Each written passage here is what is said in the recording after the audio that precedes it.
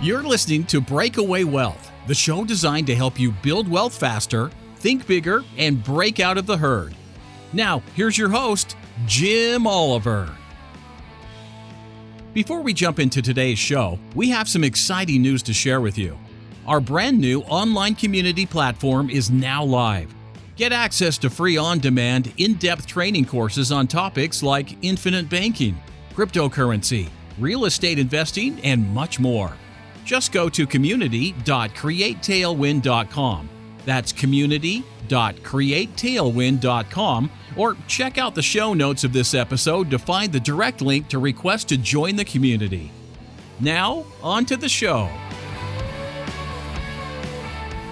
Welcome back, Breakaway Wealth. I'm your host, Jim Oliver, and with me today, Evan Marks. Welcome, Evan. Well, Jim, thanks for having me. I'm pretty amped up to be here. Luckily, we just had a conversation for 7 hours before this, so this is going to be a banger. It is going to be. Before we jump in, and man, I know exactly where I want to start, but tell everybody a little bit about you, where you're from, what you do, and what your passion is. So I founded N1 Performance Group, which is a mental performance group, about 3 months ago.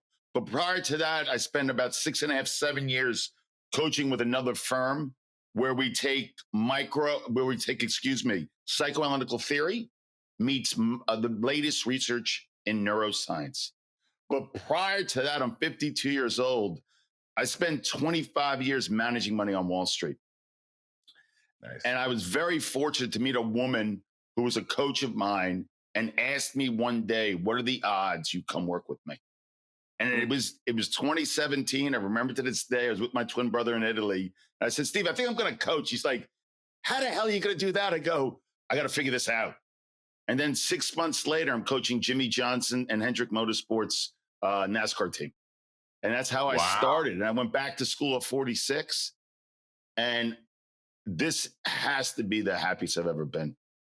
Yeah. Sweet. So it was a hell of a journey. It was a quick little summary there. But yeah, no, I love that. I love that you started on Wall Street too, because again, what we teach people, Evan and I started as I say now a financial babysitter, but back then I would say a full service, fee-based only financial planner. And I'm just putting people in mutual funds, stay and hold, don't do anything.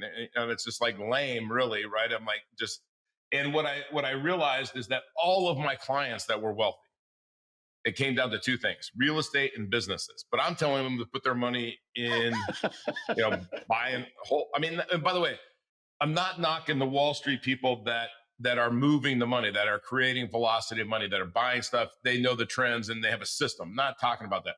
I'm talking about the Edward Jones, put all your money there and in American funds and also pay me a fee to do it. Like that's the kind of stuff that I just can't stand. But what I notice is that we've been taught all the wrong things about money. So that's the purpose of this podcast. But what I love about what you're doing is you were thinking, because somebody said to me one time, hey, Jim, I coached baseball, football, and wrestling for 15 years. And they said, hey, if you could do anything you wanted to do, what would it be? And I said, coach football, baseball, and wrestling. But I don't think they'll pay me 7 figures to do it. I don't know. I could ask the principal, but I'm pretty sure that that's not in the budget. Well, Jim, it's crazy you just say that. So I went to University of Pennsylvania in Philadelphia, and I played lacrosse there, but only for about a year or two. Blew my knees out twice. That's a whole different trying to find myself for 15 years when I lost my whole identity as an athlete. We can get into that resistance, for 14 hours. But I had an identical twin brother who went to school with me, and he got recruited by a hedge fund. This guy, Steve Cohen, who owns the Mets now. He's like, yeah, you got it. We had no money growing up, nothing. He's like, you got to see what these guys are doing. But you know what I really wanted to do my whole life was coach and teach. Yeah. So I went to Wall Street for 23, 25 years. And luckily I was good at it. I was miserable for 23 to 25 years. I always wanted to be a teacher and a coach because I had so many incredible people in my life. I didn't have a father growing up. He left when we were 12. And I just, for some reason, unconsciously, I've always wanted to do this. But I got sucked into the money. And I'm just, and I know we're going to talk about this in a little bit. I am so grateful that I had the opportunity to do this. Yeah. And I know people don't have this opportunity sometimes. I mean, there's fucking reality in this world. And the chance that I had, I mean, are you kidding me? So I'm extreme. When people ask my story, I go, no, I didn't start at the bottom from coaching. Right. I started at the top. So I am so grateful for that. And I really did not take that for granted. So that's what I'm proud of. I love what you just said, because, you know, the thing that makes you fall in love with coaching for me, like when I would see some kid and his mom would drop him off to the first practice, right? I don't care what sport it was. It didn't matter. But you could see the kid was probably a little soft, right? And mom drops him off. Maybe she's a single mom. She's doing the best she can do. And about the time the kid wants to quit, you know, he never wants to play football again or lacrosse or whatever sport it is. About 40 minutes in, he's thinking, oh, I made a big mistake. Let me see if can my mom get me out of this? And you could kind of sense it as a coach, right? Like you could see the things that guys that they go through. I don't care if they're 12 years old or 18 years old. And like you can see their shortcomings. You can see their insecurities, their vulnerabilities. And you could just pound those and go, okay, that kid, give me the killer kid over here. But that's not what a coach does, right? What a coach does is says, hey, I remember I put in this one kid, I said, after practice, I know he wanted to quit after the first practice. And I said, I want you to know something. There is no quitting. You will be back. I don't care what your mom says. I don't know where your dad is. He goes, my dad's not around. I said, okay, well then guess what? I'm going to play that role. You are not quitting. Don't even bring it up to your mom. And so, like after the year, I asked his mom. He said he wanted to quit after the first day, but he didn't. Right, and that kid, by the way, he played high school football. He never went on past that. But that's a kid that wanted to quit his first day. So my point is that I love those transformations. Well, you know, it's and by the way, when you said 12, 18, how about 45?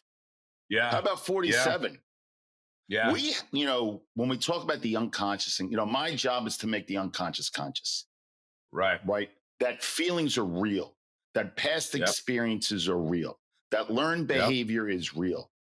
But the greatest part about that is that, one, they can be unlearned.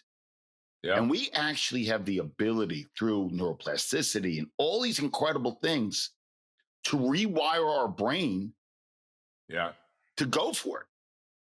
Yeah. We do. I mean, I've lived that way, right? And I've struggled like everybody else, right? Life is not linear. You know, there's challenges, hurdles, obstacles, emergencies. I'm not a big positive psychology guy. Yeah. I'm just not. I am an opportunistic mindset guy where, you know what? My clients, myself, we're going to find our footing quick.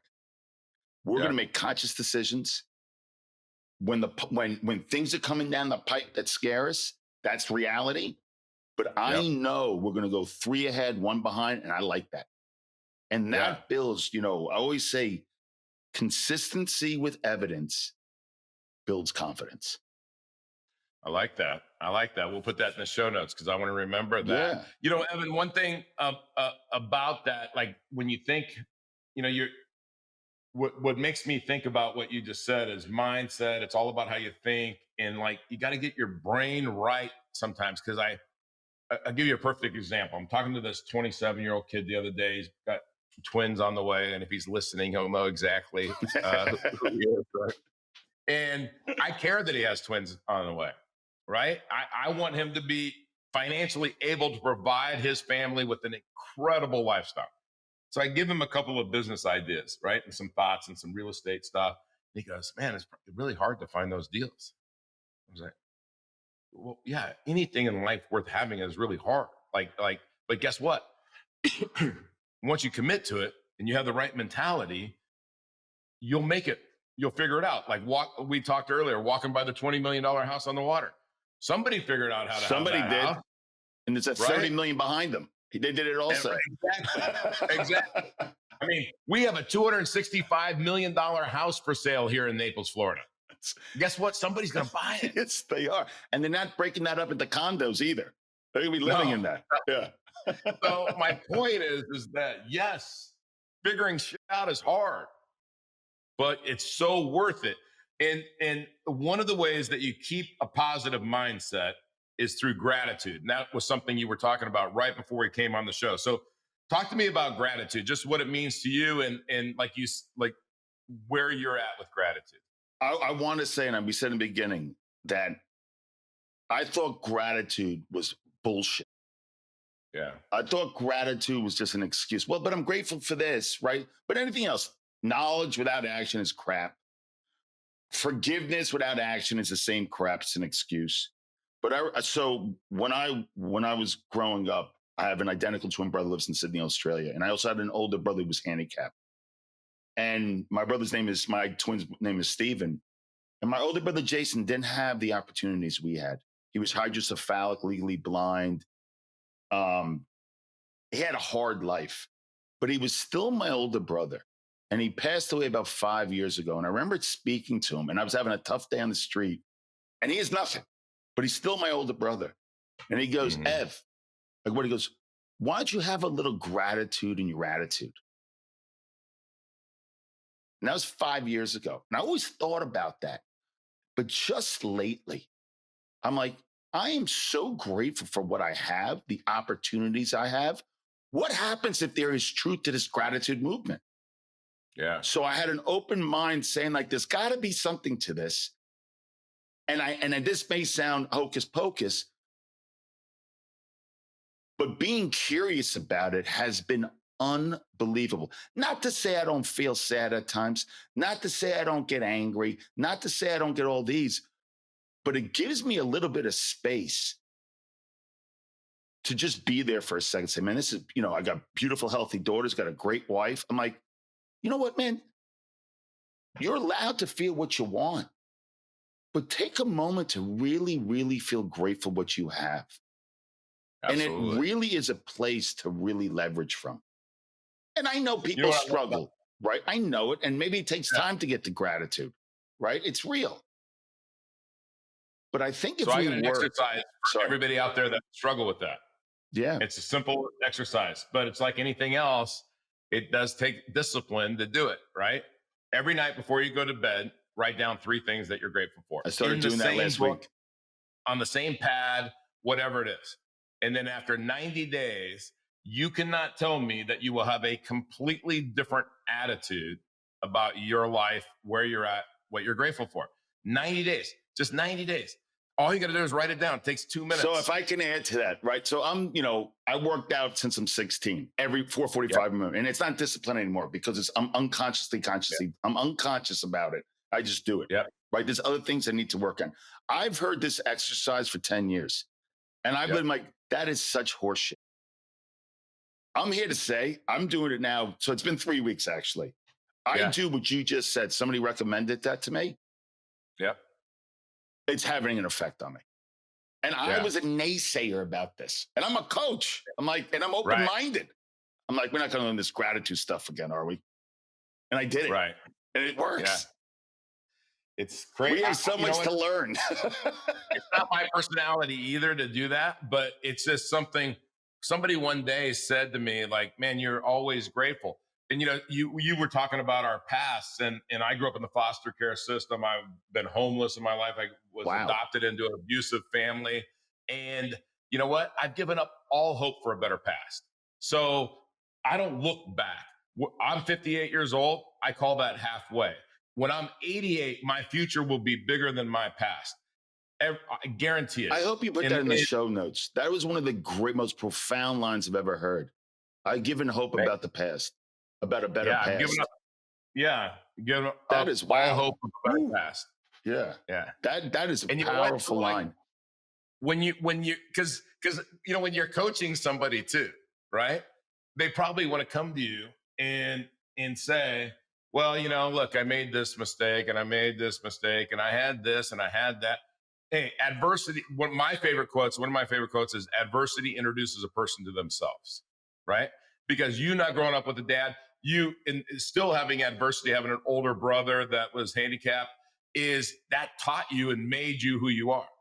you might not choose it, but I really feel sorry for someone who's from a really wealthy family that they have nothing. There's no struggle in them, because the struggle is when we're molded into iron. And I love that. And even though we didn't like it when we were going through it, but it makes us stronger. Now, why would, depending on your belief system, whatever it is, why would that make you stronger? And my belief system is to go help other people, right? The people that didn't have that adversity, the people that didn't have that. So how do I do that? I try to teach them about financial freedom. I try to teach them about just freedom in general. I tell people I have free slaves, and they go, what do you mean? They think it's funny. They laugh. And I go, no, I'm being serious. Because, we're taught to be slaves, like go to work 9 to 5, do this. And you're doing the same thing. When people coach people to be their best, and I used to have this thing that I had, it was just in a simple, the most simple, basic glass frame that you've ever seen. But it said, if I treat you as you are, I make you worse. If I treat you like you can be, or to your potential, I help you become that. That's what a coach does, right? So talk to me. I love what you said. Also, I'm sorry. Go ahead. No, go ahead. No, go ahead. I went. Like you say, you do affirmations. I get that, right? Yeah. And positive psychology, I understand that, right? And I think they're all useful. However, am I allowed to curse on this podcast? You can say whatever you want. You got to know where the fuck you're starting from, right? Yeah. If you have trauma in the past, if you had difficulties, that needs to be acknowledged. I'm not saying we need to ruminate in it, but there is an unconscious anchor holding you back. And it's, in psychoanalytic, we call it resistance, right? And we all know what that means. But you really have to understand where you're starting from. Yeah. Your stories is incredible, right? But that's trauma, right? Let's acknowledge it, man. It sucked, right? That's a fucking hard place to come from. No, don't worry about it, man. It was nothing. Bullshit, man. It was something. We don't need to spend 9 years discussing it. But I want you to recognize it, right? Because unconsciously, it's going to have a hold on you. So the more we don't recognize past traumas, past experiences, learned behavior, we tend to repeat it. We think the situation's different. We think the experience, it's the same fucking same thing. So you know what's great about what you just said? So I've studied trauma, I think, as much as a lot of people. And there's a great book out there. I've said this book a few times on the show. It's by Peter Walker. It's on complex PTSD. So the difference between PTSD and complex PTSD, from somebody who doesn't know anything, is complex PTSD meant a lot of things happened to you. PTSD is your Humvee blew up in Afghanistan and 3 of your friends were killed, right? And so you keep going back to that one thing. Complex PTSD is it's a lot of different things that might cause night terrors, whatever. But what you do in this book explains that it's not just fight or flight, which is what everybody's heard of, but it's fight, flight, fawn, and freeze, right? And those are the 4 reactions to being triggered from your trauma in your past. There are 13 techniques that he teaches, not that you're going to learn all of them or all of them will work for you. But out of these 13, there's a few that would work for everyone on handling your trauma. And so to me, I agree with you. When I say I've given up all hope of I understood what that meant, actually. I acknowledge that past is there. Right. Mm-hmm. And I try to take the positive, but you know what? There's some stuff that happened. There's no positive to take from it. Right. But it's if you can get past it, then you can help other people get past it. If you can have the things in life and have a great life, then you can show other people how to do that. And I believe that's why we're on earth, is to help other people and to serve other people. And help them get through things that they're struggling with that you've already done, like in mentoring, coaching. Again, I said before the show started, I said if somebody would have paid me 7 figures a year to coach football, baseball, and wrestling, I'd still be coaching baseball, football, and wrestling. But nobody ever made that offer to me. Yeah. But what's interesting though about that whole thing is that whether it's anger, rage, embarrassment, abandonment, whatever they're real. But what's interesting about these perceived negative emotions is that there's intensity in them. Right. So when people say, I don't want to feel this way, and they brush it aside, what happens there as it stays in the darkness of the unconscious, it starts to build its narrative again. It starts to build more intensity. And the problem is, it goes back almost like I'm going to repeat these same behaviors that were survival based that no longer serve me. Yeah. So for clients and people on this podcast, when you're able to verbalize, right, I'm angry, verbalize and bring it to the light, it loses its intensity. And the importance of that is that we give it space to make a conscious decision that serves us now. Not little Ev when he was 6 years old with Coke bottle glasses, who had cataracts, but for me now to make better decisions. I have 2 daughters. I need that space, but the only way you get it is you have to be able to acknowledge these perceived negative emotions. You know, great athletes played with controlled rage. Yeah. They do. You know, I did. Yeah. You know? Yeah. But Made me it's think so of Mike important. Tyson. It's all right. Give yourself permission to feel. Give it. So something you just said, and this is something that somebody explained one time, is that there's no such thing as darkness. There's only lack of light. So when you're in darkness, it means you're not letting any light in, right? And so what you just said, you said that in a different way, but that's what you said. When you right? bring it to the light, you see it different. Yeah. It's in front of you. That gratitude, and there's those affirmations in saying it, like, saying, hey, I have abs, right? Even if you don't have abs, I go, I have more abs today than I did 2 weeks ago. Like when you say those positive affirmations, right? Even when you're hurt, and you said you had shoulder surgery, right? Yeah, replacement. I had something not near as intense as that, but I had a sciatica problem. Anybody who's ever had a sciatica issue, I swear, all I could do was lay there, not being in pain. But I'm not used to just laying there. So I got these negative thoughts in my head, like, oh my gosh, like I never have any back problems. I haven't had that problem. I'm working out all the time. There were those squats that I did. I shouldn't be doing squats. All this negative crap came flying in. And then, you know what I said is, I said, hey, I'm resting. I'm recovering. Okay, yeah, I didn't work out for the last 3 days, but I'm recovering. When I start to work out, and I redid my workout routine, and I started to keep positive thoughts into my head, like, you know what, I'm going to mix this up. I'm going to mix these days up. I'm going to get more intense on this and this and this. And so then it was like letting that positive attitude in. And so like when you coach someone, kind of trying to figure out where they are, like in the beginning, how do you do that, and how important is that? Well, it's funny, but I start with, and I said, behavior changes before feelings.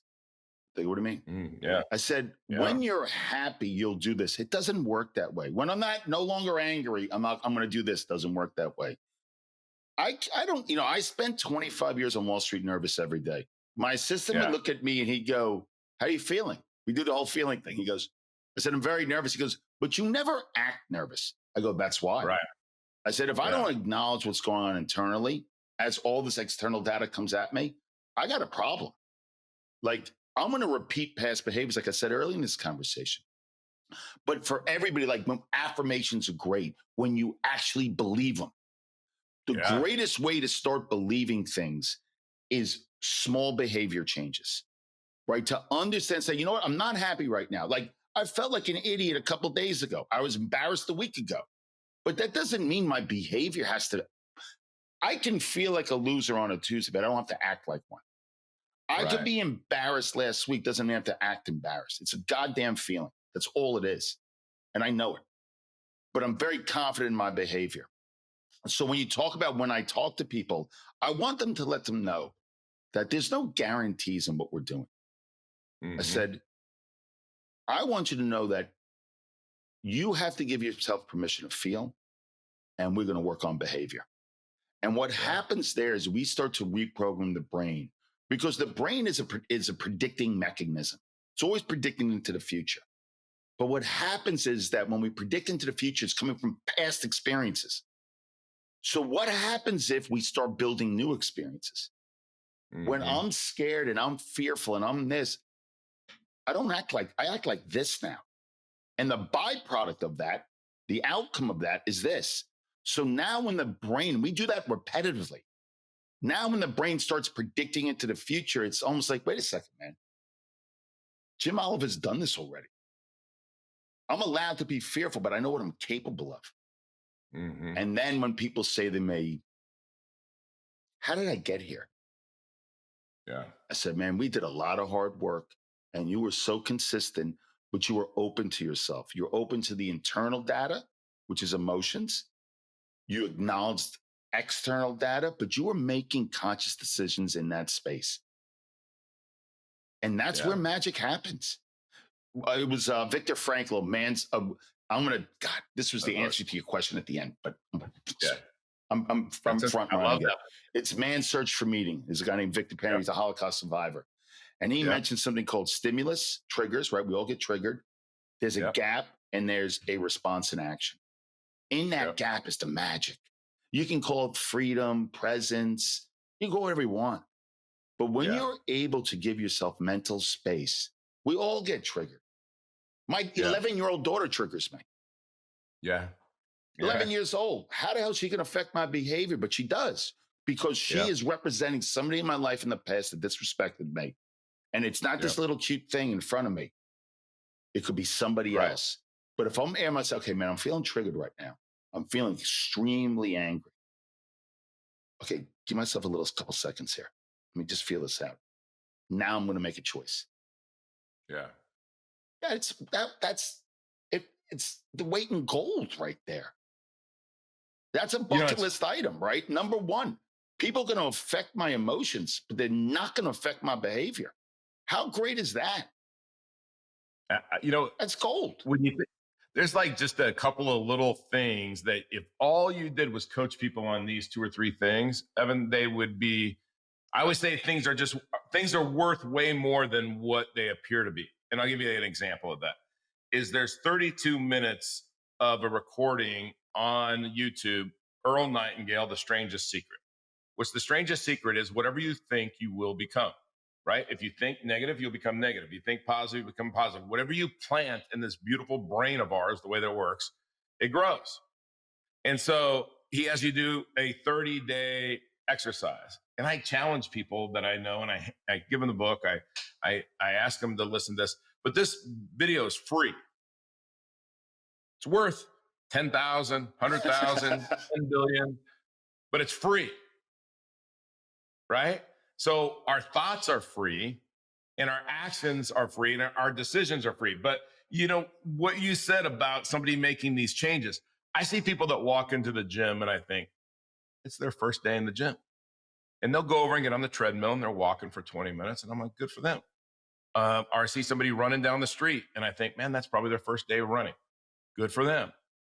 But when it's really impressive is when you see that same person at the gym 2 years later, right? I'm not talking about 90 days, they dropped 15 pounds and then they went back to doing what they were doing, like you said, right?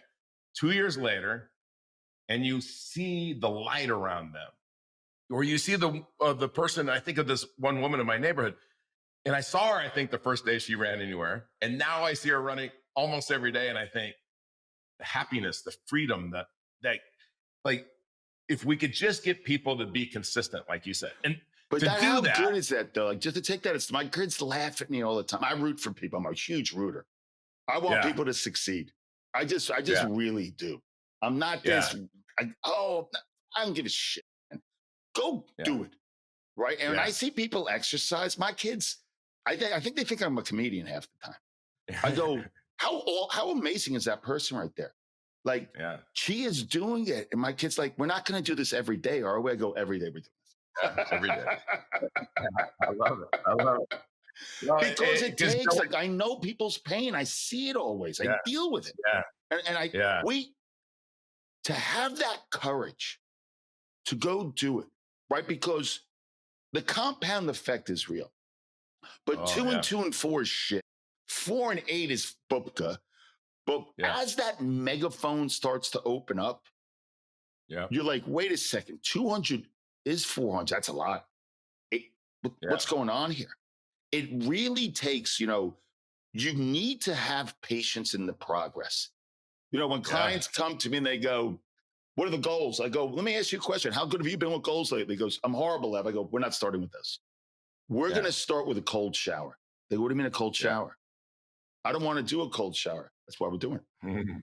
Not because of the neurological benefits and the dopamine and all these incredible, you don't want to do it. Right. Now we have behavior shift. Now we have, wait a second, man, if I could do that, what else can I do? Yeah. And often it seems to shift, and then it's like a megaphone. It gets bigger, and because it's the belief systems. Now, if you want to sprinkle a couple affirmations on that and a little bit of positive psychology, that's ignition. That's lighter fluid because you believe in what you're doing. Consistency with evidence builds confidence. Bang. Those things just keep it going, like you said. Yeah. So I want to give you a compound example. Okay, this is a financial one. You probably have heard it. I use it to help people understand if you interrupt compounding, right? So if you took a penny, right, and you double the penny every day, but on the 22nd day, you have a little bit under 22 grand in your account, right? I know, and by the way, this is an extreme example. It doesn't happen this way in money. Doesn't happen this way. But it's an amazing mathematical equation, by the way. Yeah. It is, right? Yes. I've heard this one before. It blows my mind. Yeah. Somebody take your car and you're going to get it worked on. They go, hey, guess what? It's worse than we thought. And you think, I'm just trading it in, right? And so you need your car and 21 grand to buy the new car. And you take that money out of that account. So on day 23, you depleted the account. Day 23, what do you have? Well, you start over. I have a penny, then I have 2 pennies. You end up with $2.56 at the end of 31 days. But if you didn't interrupt it, you kept consistent.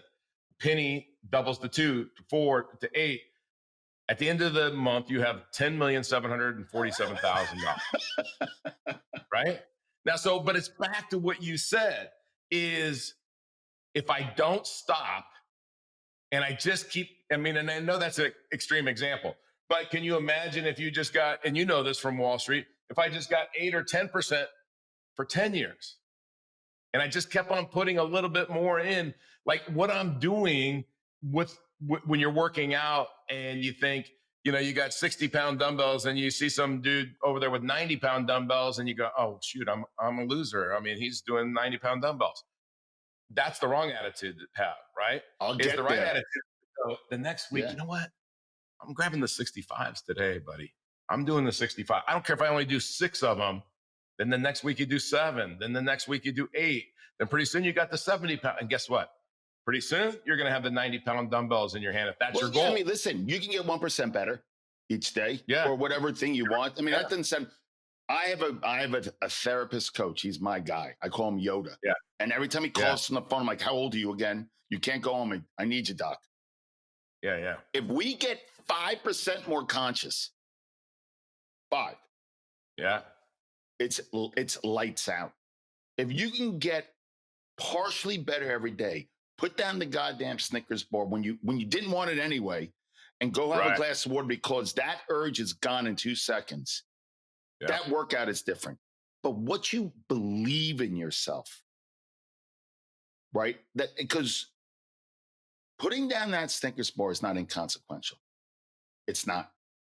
You just, self-discipline is self-care, self-respect. Right. You literally just put that down. Now, to somebody else, it mean nothing. But to me, I didn't want it. I put it down and I went for a walk. Like, that's a big deal. I mean, maybe it's not worth $5 billion, but you know what? You're on the right path. That's right. Yes.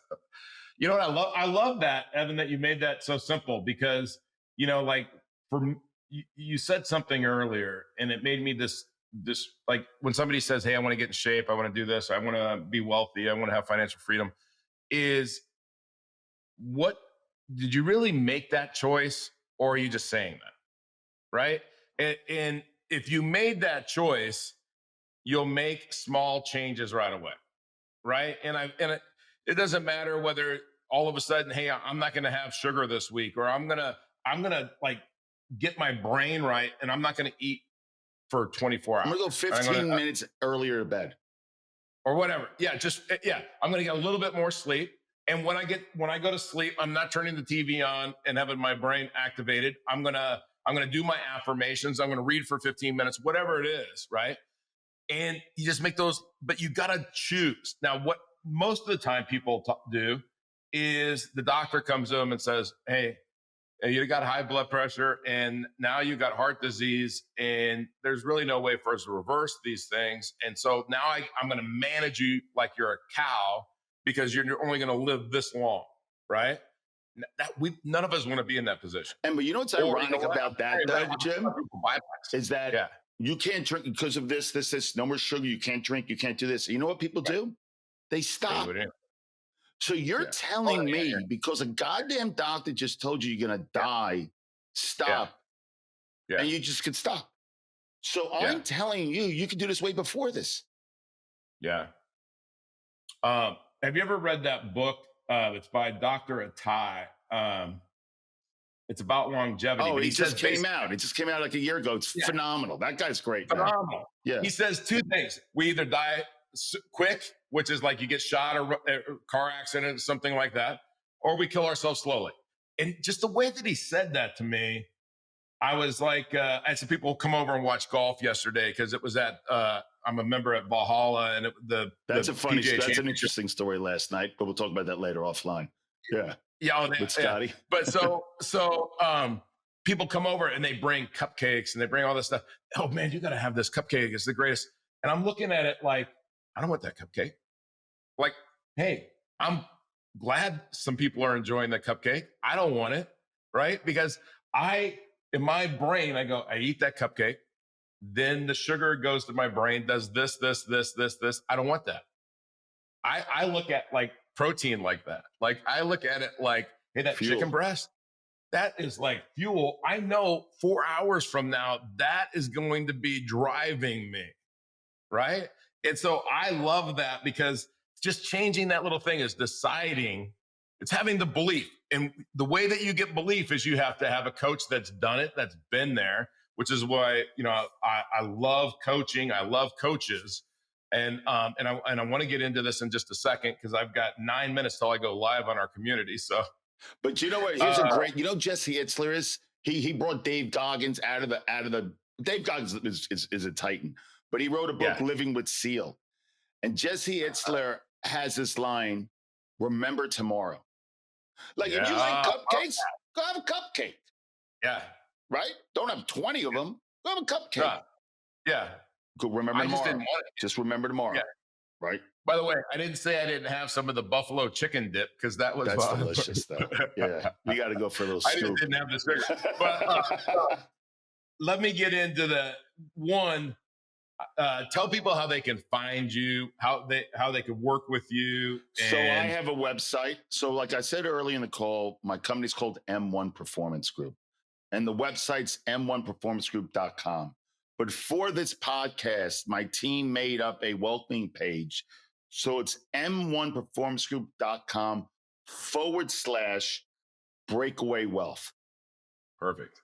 So it's all set up there. I have actually a webinar about the M1 mental model, some questions about coaching, and actually, if you're interested, a discovery call. So that's all laid out on your page when you roll with the podcast. So that's all done, which I was very grateful. I'm using that word again for the team that did it for me. They were great. Yeah. Evan, what I want to do is I want to get, if you have it or if you don't have it, but maybe we can help develop it. We can, but I want more courses on our community like this, right? And, I really believe that if you give somebody kind of the framework in a course of why you want to do this, then they're either motivated at whatever level, right? There's some people that come and they just kind of go to the group thing. There's some people that are like, Evan, one-on-one, I need you every week. This is what I want to do. I want to be able to text you. I want to be able to call you. That's what they do. I want that concierge thing. Like, I want it now. I'm changing shit now. Right. And so, like, all those different levels, I would encourage everyone to go check Evan's stuff out. And I know there's going to be great shit free. But then if you want nothing in life that's worth having is free, this is like the teaser. It's just like, hey, if we date, this is what you expect from me. If we get married, this is what you expect from me. It's important, right? And then my mother laughs at me. I leave it there. She's like, I'm on LinkedIn and Instagram. So you could find me there at, it's just Evan Marks. She's like, Ev, she's 80 years old. She's like, you're giving everything away for free. I said, Mom, she's like from the ghettos of Coney Island. I said, Mom, everything I'm saying is intellectual. Mm-hmm. The issue is with people, they have an emotional anchor. And that's what holds them back. We know the first self-help book's the same as the 900th, but there's a reason why. So for people, they need to be able to work through that. Because once that's gone, right, or once we've acknowledged it, all this stuff we're talking about is so doable. Yeah. And then it compounds, it's this, and then the belief system changes, and literally the wiring in your brain changes. Yeah, it does. It's miraculous. And it can't change back. I mean, well, unless you let it change back, but it won't change back. But it won't, because you're operating in a reward as opposed to punishment. It's fascinating. I love this stuff. I ask people sometimes, like, hey, you ever thought about climbing Mount Everest? And what do most people say? No. Well, if you were going to climb Mount Everest, if we're going to do it together, I promise you we're going to have the best equipment that money can buy. We're going to have the best shoes, the best goggles, all that. But the one thing that I'm going to make sure we have is I'm going to find the best Sherpa on earth that has gotten us to the top of the mountain and get back down safely. I'm finding the best coach. He's the coach. We're going to listen. Nope, we don't go today. Okay, we don't go today. Right? That's our guy. And they say, well, why would I want to climb Mount Everest? Well, you've never visualized what it would look like if you climb Mount Everest, right? But you never visualized what it would look like if you climbed the Mount Everest in your life, whatever it is. I'm so glad you just said that. Past, overcoming your trauma. Like, what would your life look like? Can you let yourself dream that? One last thing, and then I got two questions for you, and I'm looking at my clock. Is J.D. Rockefeller. Everybody knows J.D. Rockefeller was the richest man in the world at the turn of the century, 1900, right? But what they don't know is that he grew up super, super poor. And it's not so special that he grew up super, super poor. But while he was super, super poor, he said he was going to be the richest man in the world. I didn't have that belief in myself then. I never dreamt that big. But this guy said he was going to be the richest man in the world. And guess what? He became the richest man in the world. So, like, whatever your vision is, don't limit yourself. You have to have that patience, right? Yeah. Progress can be elusive sometimes.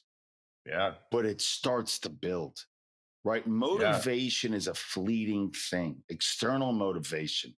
It's got to start building momentum. There is a ripple, trust me. You just got to stay in that patient pocket with yourself, because then it's like, what the fuck just happened? Yeah. No, I love that, Evan. All right, Evan, what's the best advice anybody ever gave you? I can't nail a quote well, maybe because I've 8 concussions. Okay.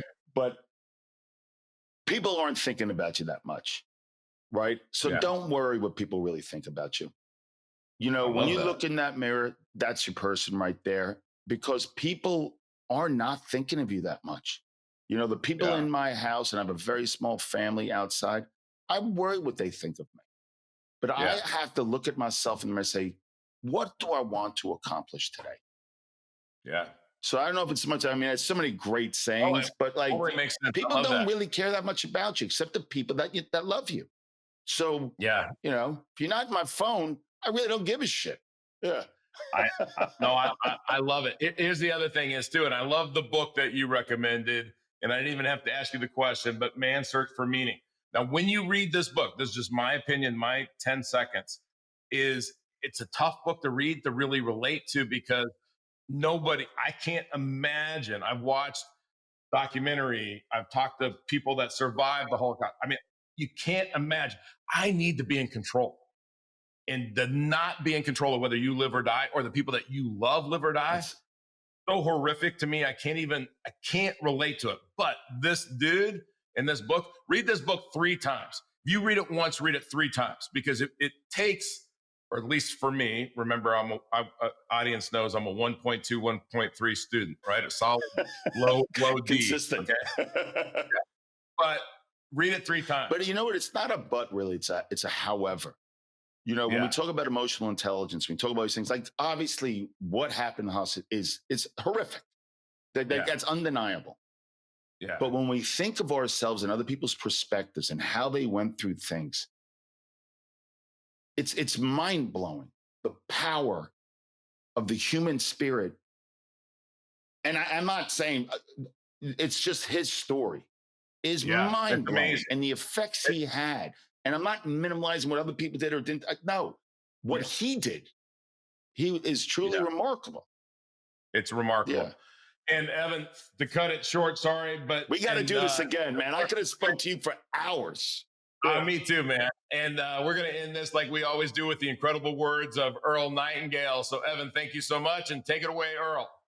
Here's the key to success and the key to failure. We become what we think about. Now let me say that again. We become what we think about. Once again, thank you so much for taking the time to hear what was shared on today's podcast. If you are looking to discover new wealth building strategies, then go to community.createtailwind.com. That's community.createtailwind.com to join our free online community and get access to free courses and in-depth training videos designed to help you build wealth and break away from the herd. Click the link in the show notes to access the community today. Thanks again for listening.